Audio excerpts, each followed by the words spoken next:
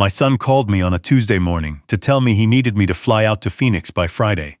Not asked, told. He said it like it was already decided, like my calendar, my plans, my life were just minor inconveniences he'd already factored in and dismissed. His exact words were, "Dad, Vivian and I have a conference in Seattle this weekend. We need you to watch the boys." I was standing in my garage at the time, sanding down a rocking chair I'd been building for 3 weeks. I turned off the sander. I set it down carefully on my workbench, and I told my son Victor, in a calm and steady voice, that I was sorry, but I could not come this weekend. There was a long pause on the line. I told him that Friday was the memorial service for my closest friend of 41 years, a man named Theodore Briggs, who everyone called Ted, who had died of a sudden heart attack 11 days before. Ted was the man who had driven me to the hospital when my wife was in labor with Victor. He was the man at my wedding. He was the first person I called when Carol passed away 6 years ago. He was the kind of friend that most people go their whole lives without ever finding. Victor's response came after exactly 3 seconds of silence. He said, "Dad, Ted's already gone. He doesn't know if you're there or not. But Cooper and Miles need you." I am 64 years old. I spent 37 years as a licensed civil contractor in the state of Ohio. I built bridges, real ones that carry school buses and fire trucks and families on their way home from vacation. I know what it means for something to hold weight, and I know, better than most, exactly what it looks like when a structure is failing from the inside. That Tuesday morning, standing in my garage with sawdust on my hands and my chest aching for my dead friend, I heard something creak inside my family that I had been trying not to hear for a very long time. Before I tell you what happened next, I need to ask a favor. Leave a comment and tell me what city you're watching from today. And if you've ever had to fight for your own dignity inside your own family, hit the like button. Because what I'm about to share with you changed every single thing I thought I knew about the people I loved most. I told Victor I would think about it. That was a mistake. You do not give a man like Victor an inch of uncertainty because he will build a highway through it. By Wednesday evening, he had called me 4 more times.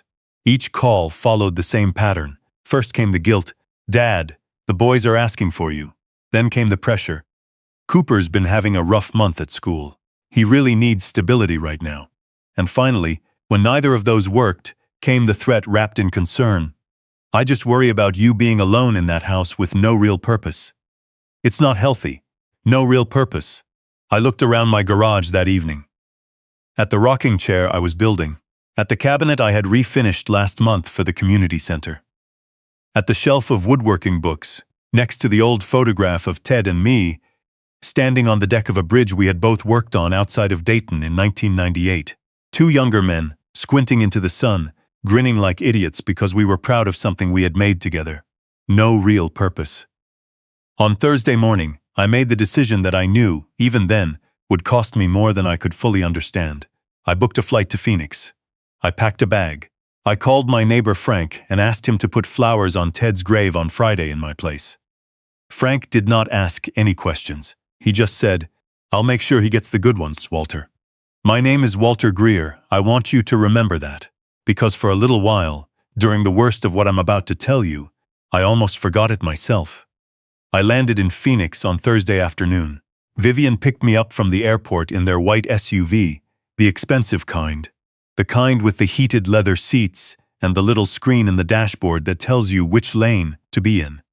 She was polite in the way that people are polite when they want something from you.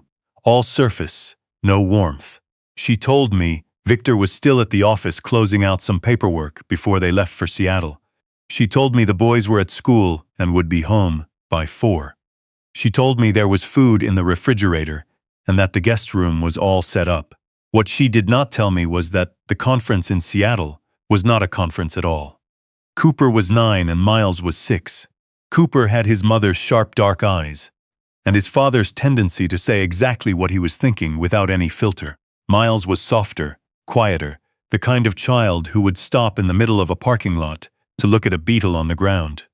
I loved those 2 boys so completely it sometimes frightened me. When they came through the front door Thursday afternoon and saw me standing in the kitchen, Miles ran straight at me and buried his face in my side. and Cooper said very seriously, "Grandpa, are you sad about your friend who died?" I told him yes. I told him that losing a friend was one of the hardest things a person could go through, and that it was okay to feel sad about it for a long time. Cooper nodded like a small professor and said, "Mom said you'd probably be moping." I made macaroni and cheese for dinner, the real kind, from scratch, the way my wife used to make it, with the sharp cheddar and the breadcrumb top. The boys ate 2 bowls each. We played cards at the kitchen table until 9 o'clock. When I tucked Miles in, he grabbed my hand and held it until he fell asleep. I sat there in the dim lamplight of his small bedroom for a long time after his breathing slowed, listening to the quiet house, feeling the particular loneliness that only comes when you are surrounded by people you love and still cannot shake the grief. Victor and Vivian left Friday morning before I woke up. No goodbye, no note on the counter. Just the soft sound of their car pulling out of the driveway sometime around 5 in the morning, and the house going still. I stood at the kitchen window with my coffee and watched the sun come up over the desert, thinking about Ted Briggs being lowered into the ground 1,000 miles away, and I made myself a promise that I would visit his grave the moment I got home. I would bring the good whiskey, the kind he always ordered when we went to the bar after a long week on a job site. I would sit there and talk to him the way I couldn't, at the service I didn't get to attend. It wasn't enough, it would never be enough, but it was what I had. The boys were good company that Friday. Cooper was in a talkative mood, full of questions about my work, about the bridges I had built, about whether buildings could feel anything when they fell down. I told him buildings didn't feel things, but the people who built them did. He thought about that for a while, and then went back to his video game. It was Miles who changed everything. Saturday morning, I was making pancakes. Miles was sitting at the kitchen island on a stool, still in his pajamas, watching me pour batter onto the griddle. He was in that half-awake state that small children get into, where they say whatever drifts through their minds without any editorial judgment. He said, "Grandpa, do they have good skiing in Seattle?" I kept my face very still. I turned the pancake. I asked him why he was thinking about Seattle. He said, "Because that's where Mommy and Daddy went. Mommy said they might go skiing if the meeting got done early." He yawned. "She said, don't tell you because you'd worry about the snow." I set the spatula down on the counter very carefully. I asked him if Mommy had said anything else about the trip. Miles scrunched up his face in the way 6-year-olds do when they're trying hard to remember. He said, "She said they were going somewhere with a mountain. Not Seattle, maybe. I don't remember," she said, a funny word. Started with the W Whistler. The word that came to my mind immediately was Whistler, the ski resort in British Columbia, just over the Canadian border from Washington state. I had no idea if that was right, but something cold and certain moved through my chest, like a length of rebar settling into concrete. I smiled at Miles and put a plate of pancakes in front of him. I told him that sounded like a nice trip and that grown-ups needed vacations sometimes too. He accepted this completely and drowned his pancakes in maple syrup. But I did not accept it at all. After the boys were settled in front of the television that afternoon, I went to the guest room and closed the door. I sat on the edge of the bed and thought about what I actually knew and what I only suspected. My son had told me there was a professional conference. My 6-year-old grandson had just told me there was possibly a ski resort involved, and that his mother had specifically instructed him not to mention it to me. I am a contractor. I have spent nearly 4 decades reading blueprints and stress reports and material assessments. My entire professional life has been about finding the flaw before the flaw finds you. I know how to follow a line of evidence to its source without emotion, without assumption, moving one careful step at a time. I picked up my phone and opened Victor's contact. I did not call him.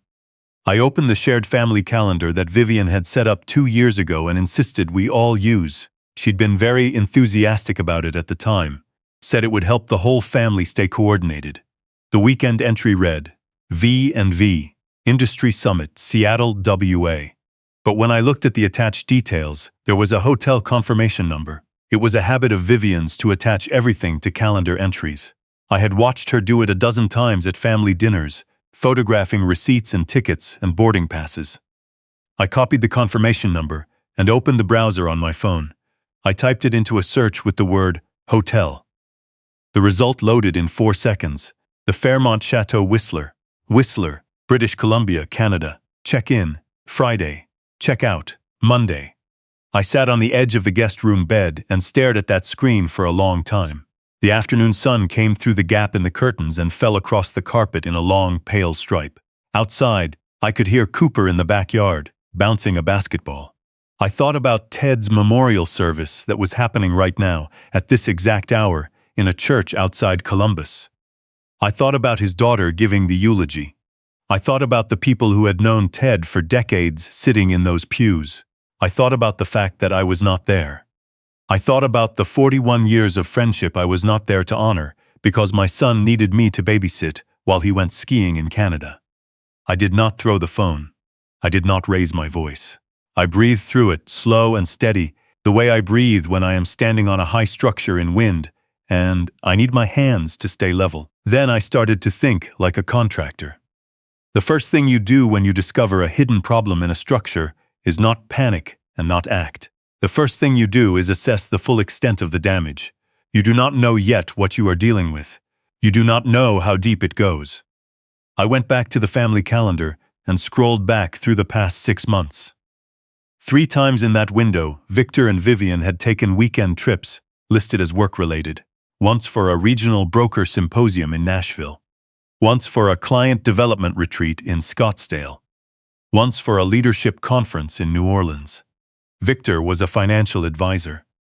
I did not know enough about his industry to say with certainty that none of those trips were real, but I knew that the Fairmont Chateau Whistler was not a conference hotel. I stayed calm through the rest of Saturday. I made dinner, gave the boys their baths, read Miles 2 chapters of the adventure story he'd been working through, listened to Cooper explain the plot of a video game in exhaustive detail. I was present and patient and warm with those children because they had nothing to do with what I was discovering, and they deserved their grandfather's full attention. But after they went to sleep, I sat at the kitchen table with a legal pad and a pen, and I started writing down everything I knew. I have a friend named Daniel Park. Daniel is 61 years old and has been a family law attorney in Columbus for 28 years. He is the kind of man who speaks slowly and carries an enormous amount of quiet force. We had been friends since our boys played on the same Little League team in the 90s. Victor and Daniel's son Kevin had been inseparable at 11 years old. I called Daniel at 10:30 on Saturday night. He answered on the second ring. I heard the television in the background and then the sound of it being muted. I told him I was sorry to call so late. He said not to apologize and asked what was wrong. I told him everything. The call on Tuesday, Ted's memorial, Phoenix, Miles and the skiing comment, the hotel confirmation number, the Fairmont Chateau Whistler. Daniel listened without interrupting. When I finished, there was a short pause, and then he asked me one question. He asked whether Victor had ever had access to any of my financial accounts, either directly or through any legal documentation. I told him no. I told him I was careful about those things. Daniel said, "Good, keep it that way. And Walter, when you get home, I want you to come sit in my office, not because I think you need a lawyer today, but because in my experience, when families start hiding things at this level, there is almost always something bigger underneath it." I wrote that down on my legal pad, underlined it twice. Sunday passed quietly. Victor called once in the afternoon, cheerful and brief, asking how the boys were doing. He sounded relaxed, rested. I pictured him on a mountain in British Columbia with the sun on his face, and I answered his questions in a pleasant and even voice. I told him the boys were great. I told him we'd had a good weekend. I did not tell him what I knew. I had learned something important in my years of building things. When you discover a crack in a load-bearing wall, you do not touch it until you understand what is holding the wall up. If you push on the wrong point, everything comes down before you are ready. Victor and Vivian arrived home Sunday evening. Vivian was wearing a light tan that she had not had on Friday morning. Victor was carrying a North Face ski bag that he moved quickly into the garage before he came inside to hug the boys. He told Cooper and Miles that the conference had been exhausting but successful. Cooper looked at his father with those sharp, dark eyes and said nothing. I flew home Monday morning. Before I left, I held both boys for a long time. Miles grabbed my sleeve at the door and asked when I was coming back. I told him soon. I meant it. But what I found when I got home made me understand that soon was going to look very different from anything I had imagined. I went to Daniel's office on Wednesday afternoon. He had done his own quiet research in the 2 days since my call. He had a folder on the desk in front of him when I sat down, and he opened it with the careful deliberateness of a man who has delivered difficult news to people for nearly 3 decades. He told me he had taken the liberty of reviewing what was publicly available regarding Victor's financial advisory practice. He said it as gently as he could. He told me that Victor's firm, which operated under the name Greer Capital Advisors, had been named in a civil complaint filed 8 months ago by a group of clients in Franklin County. The complaint alleged unsuitable investment recommendations, excessive fee charging, and potential misappropriation of client funds. I stared at the folder. I asked Daniel what that meant in plain terms. He said it meant that Victor's clients believed he had been making investment decisions that benefited himself rather than them, possibly moving their money into funds where he received undisclosed commissions, and, in the worst-case reading of the complaint, borrowing from their accounts to cover shortfalls elsewhere. The room was very quiet. The air conditioning hummed. I thought about the SUV with the heated seats, the trips to Nashville, Scottsdale, New Orleans, Whistler, the custom suits, the house in Phoenix with the resort-style pool and the outdoor kitchen. I thought about the last time I had visited, 2 Christmases ago, when Victor had pulled me aside after dinner and casually asked if I had ever considered simplifying my estate planning. If I had ever thought about consolidating my accounts. He'd framed it as being helpful. He'd said the right words with the right face, and I had thanked him for thinking of it and changed the subject. I sat very still in Daniel's office chair, and I felt the full weight of what I was understanding settle into my bones. Daniel let me sit with it. He did not rush me. After a while, he said there was something else. He slid a second page across the desk. It was a printout of a document from the Franklin County Probate Court. An informal inquiry had been opened 3 months ago into the estate of a woman named Patricia Sondheim, an elderly client of Greer Capital Advisors. The inquiry concerned an amendment to her will made 14 months ago, shortly after Victor became her primary financial advisor, in which she had named a charitable foundation as the sole beneficiary of her estate, bypassing her 3 adult children entirely. The foundation, upon investigation, had a registered agent address that shared a suite number with a separate LLCs connected to Vivian's interior design business. I closed my eyes. I breathed. I opened them. I asked Daniel what he thought they were eventually planning to do with me. He said, "I think they've been building towards something for a while. The question is what they think they need from you, and whether they've already started moving on it." That night, I went home and did what I always do when I need to think clearly. I went into my garage and I worked with my hands. I sanded the rocking chair. The rhythm of it, back and forth, the grain of the wood emerging slowly from underneath, has always quieted the noise in my head. I worked for 2 hours. When I stopped, I knew what I had to do.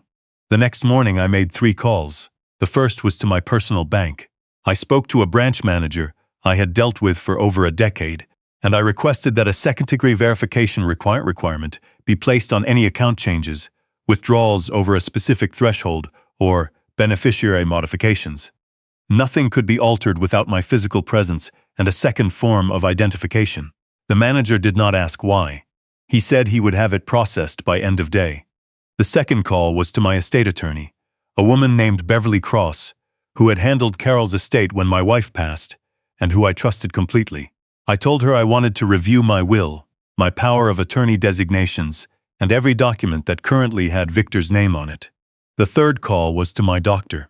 I scheduled my annual physical, and I specifically requested that my cognitive assessment be included, fully documented, and placed on file with my medical records. If anyone was ever going to try to question my mental competency, I wanted a clear, current, professional record that said otherwise. I did all of this quietly, carefully, and without telling Victor or Vivian that I had done any of it. Beverly called me back 2 days later. She had reviewed the documents. My will left the bulk of my estate to be divided equally between Victor and a charitable remainder trust benefiting several organizations Carol and I had supported over the years. Standard, clean, well-structured. But Beverly had found something that she said required my immediate attention. 18 months ago, I had signed a durable power of attorney that named Victor as my primary agent in the event of my incapacitation. I remembered signing it. Victor had presented it to me the Christmas after Carol died, when I was still raw with grief and not sleeping properly, not thinking the way I normally thought. He had sat beside me at the kitchen table with a patient and caring expression, and explained that it was simply a safety net, that it was standard, that any responsible person in my position would have one in place. Beverly said, "Walter, this document gives Victor extremely broad authority, broader than most I see in straightforward family arrangements. He can act on your behalf in nearly any financial, legal, or medical matter without requiring any further input from you, provided he can establish that you are unable to act for yourself." I asked her what unable to act for yourself meant in legal terms. She said it could mean many things. A sudden medical emergency, certainly. But it could also be established through a medical evaluation, the right medical evaluation, conducted by the right physician, arriving at a particular conclusion. I sat with that for a long moment. I thought about the phone call Victor had made 2 months ago, very casually, mentioning that he'd heard good things about a geriatric specialist in Columbus who was apparently excellent with early-stage cognitive concerns. He'd said he wasn't suggesting anything, just passing along the information. I had politely noted it and forgotten about it almost immediately. I did not forget it now. I asked Beverly how quickly she could draft a revocation of the power of attorney. She said she could have it ready in 48 hours. I told her to start immediately. While Beverly worked on the revocation, Daniel was working on his end. He had a contact at the Ohio Division of Securities, which oversees licensed financial advisors in the state. He passed along the publicly available information about the civil complaint against Greer Capital Advisors and the probate inquiry into Patricia Sondheim's estate. He told me later that his contact had said the inquiry into Sondheim was not the first time Victor's name had come up in connection with unusual estate amendments involving elderly clients. My son was not just a man who had made me miss my best friend's funeral so he could go skiing in Canada. My son was a man who had been making a very careful study of how to separate elderly people from their life's work. I want to pause here, because I know some of you are listening to this and feeling the thing that I felt during those days. That particular sickness that comes when you are forced to see a person you love clearly, maybe for the first time. When you have to hold two things at once: the child you raised, the tiny serious boy who used to follow me to job sites on Saturday mornings and ask me questions about concrete and load ratios and why bridges needed room to move in the wind, and the adult standing in front of you now who made choices that cannot be explained away. I kept those two things separate. The love I had for the boy did not change, but the love I had for the boy was not going to be used as a mechanism to destroy me. Beverly delivered the revocation documents to me personally on a Thursday afternoon. I signed them in her office in front of a licensed notary. She filed them with the county the same day. The original power of attorney was legally dead. Victor had no idea. On Friday morning, I called Victor and told him I was planning to drive down to Phoenix in 2 weeks. I told him I wanted to take the boys to a baseball game, that there was a weekend series I'd been looking at, and that I thought it would be good for us to spend some time together. Victor sounded genuinely pleased. He told me to let Vivian know the dates so she could put it on the calendar. I let him think everything was fine. I let him think that his careful, patient plan was still perfectly intact. Because in my experience, in nearly 4 decades of structural work, the best time to address a compromised foundation is when the building above it still feels steady, when the people inside have no reason to panic and run. I drove to Phoenix 2 weeks later. On a Saturday afternoon, while Vivian was taking the boys to a birthday party, Victor and I sat on the back patio with glasses of iced tea and had the most important conversation of my life. I did not raise my voice. I did not present the evidence in a dramatic way. I put a folder on the table between us, a small one, just a few pages, and I told him that I needed him to understand something. I told him that I knew about Whistler. I told him that I knew about the civil complaint filed against his firm. I told him about the Sondheim probate inquiry and the foundation connected to Vivian's business. And I told him that the durable power of attorney he had obtained from me 18 months ago had been legally revoked and refiled with Franklin County 14 days ago. Victor's face went through several things very quickly. Surprise first. Then something calculating, assessing, looking for the angle. Then something I had not seen on my son's face in a very long time. Not since he was a teenager caught in a lie he could not back out of. Fear. He started talking. I let him. He was good at talking. He had built a career on being good at talking. He told me I was misunderstanding the situation, that the civil complaint was a misunderstanding between him and some clients who had unrealistic return expectations, that the Sondheim situation was entirely above board, and that Patricia had made her own fully informed decisions, that the power of attorney was never anything other than a precaution. I listened to all of it without interrupting. When he was finished, I said one thing. I told him that Daniel Park had been in contact with the Ohio Division of Securities, and that the investigation into his practice was no longer informal. The color left Victor's face in a way I will not forget. I told him that I had not called for the purpose of destroying him. I told him that I was his father, and that I loved him, and that I wanted him to understand that those two facts did not cancel out what I had done. I had protected myself, legally, financially, completely. My accounts were secured. My estate documents were airtight, and if he attempted any further action against my financial autonomy, Daniel would have a full evidentiary packet on the desk of the Division of Securities by end of business the following day. I told him there was still a path forward. I told him he needed to get a real attorney, not the kind who helped him structure shell entities, but the kind who would sit across from the securities investigators and help him answer their questions honestly. I told him that the clients he had harmed deserved restitution, and that the only version of this story where he came out with where he came out with any kind of life left required him to face it rather than run. I told him that Cooper and Miles would be a man they could look up to, that it wasn't too late to try to become that, but it was close. Victor sat very still on that patio for a long time. The afternoon was warm and bright, the desert sun doing what it does, flooding everything with a flat, honest light that leaves nowhere to hide. I watched my son look at the table. I watched him look at his hands. He did not say anything for so long that I thought he might simply get up and walk away. Then he said, very quietly, "Dad, I'm sorry about Ted. I had not expected that. Of all the things he might have said, that was the one I had not prepared for." My throat tightened in a way I hadn't felt coming. I told him that Ted was a man who had built things with his hands and his word, and that he had never once in 41 years done anything that required someone else to forgive him. That I had gone to Ted's grave the week before and sat there for an hour and talked to him, and that what I had told him was that I was going to be okay. That his friendship had made me a better man than I might have been otherwise, and that better man was the one sitting in this chair. Victor nodded. He pressed his lips together. He looked for a moment like the 9-year-old boy who used to sit in the truck beside me on the way to job sites, asking me questions about how things were built. I drove home to Columbus that Sunday. The drive is 12 hours. I stopped once, outside of Indianapolis, at a diner that looked like it had been there since 1962. I ordered coffee and a piece of pie and sat at the counter and watched the highway through the window for a while.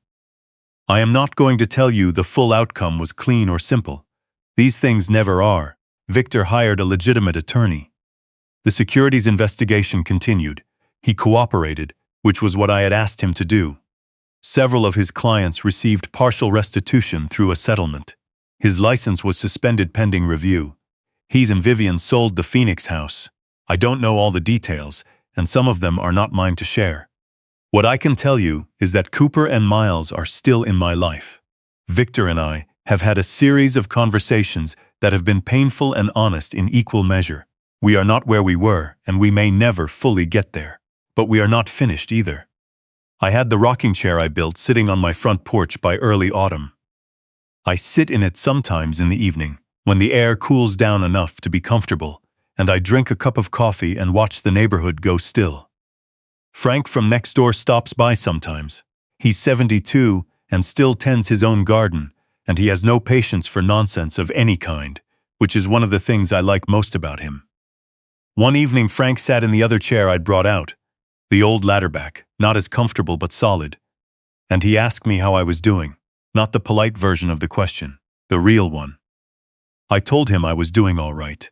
I told him I had learned something about what it means to love someone without surrendering yourself to them. That love is not the same as liability, that protecting yourself is not the same as abandonment. Frank nodded slowly and said that sounded like something Ted would have said.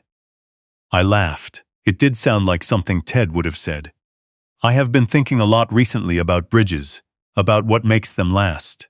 People assume it's rigidity, that the strongest bridges are the ones that don't move, but that is not how it works. The strongest bridges are designed to flex. They absorb stress and distribute it, and give a little under pressure, so that the force moves through them, rather than accumulating until something fractures.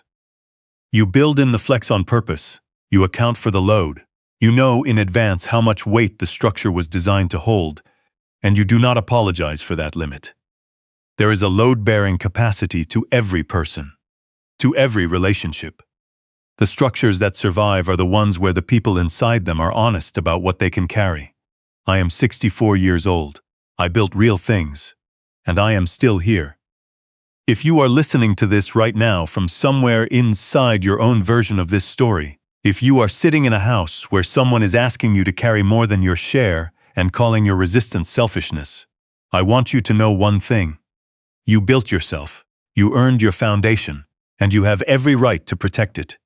Tell me in the comments what city you're watching from today.